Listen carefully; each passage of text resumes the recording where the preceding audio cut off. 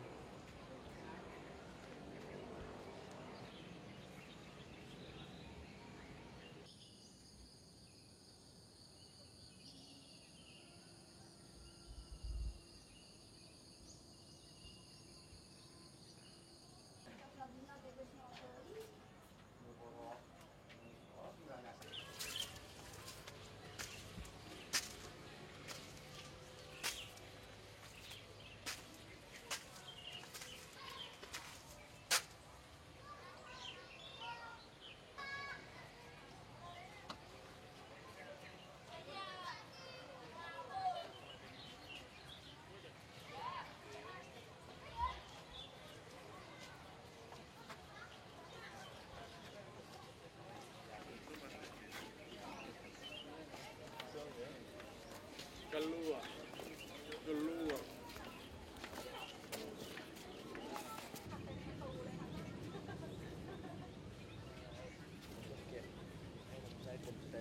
It's your first time to Borobudur?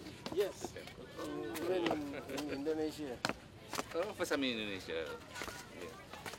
Yeah. In Indonesia.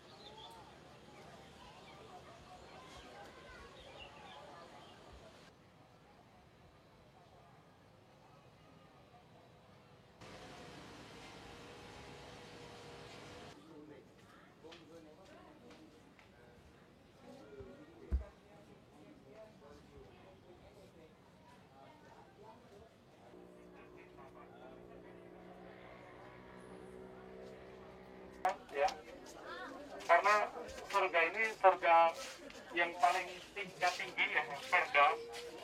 Ya, terasa nggak terbang seperti itu? Ya kalau nggak diteliti dengan ilmu ya nggak ketahuan.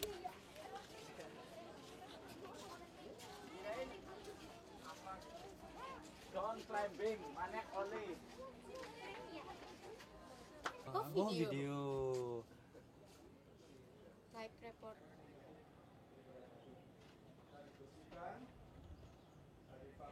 Sebagai penggambaran alam nirwana, alam surga. Surga itu alam kenikmatan, maka dibedakan dengan dan kehidupan. Dan suci untuk sarana prasarana beribadah. Bila mana mencapai itu yang meningkat dalam hidup jangan sampai lepas dari setan. Karena kalau dalam hidupnya manusia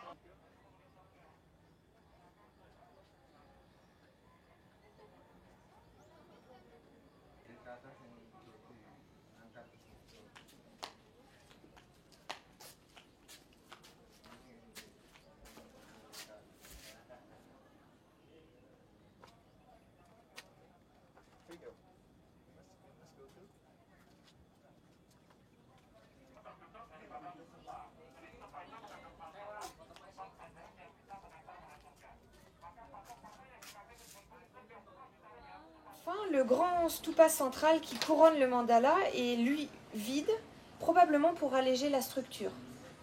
Quand on arrive à la 5e galerie, ce qu'il est intéressant de voir, c'est qu'on a un magnifique panorama sur les collines environnantes. Et tout ça pourquoi? Eh bien parce que à ce niveau-là, le fidèle avait suffisamment appris sur le monde, grâce notamment aux bas-reliefs qui étaient sur les galeries inférieures, et il pouvait donc le contempler par ses propres yeux. Et c'est d'ailleurs la principale occupation des 72 Bouddhas de pierre qu'on trouve en méditation enfermés dans leur petit stupa ajouré.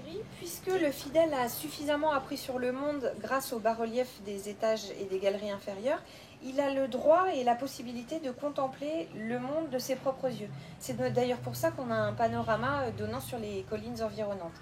Et c'est d'ailleurs aussi à ce niveau qu'on observe des statues de Bouddha assis en position de méditation et qui contemplent le monde environnant.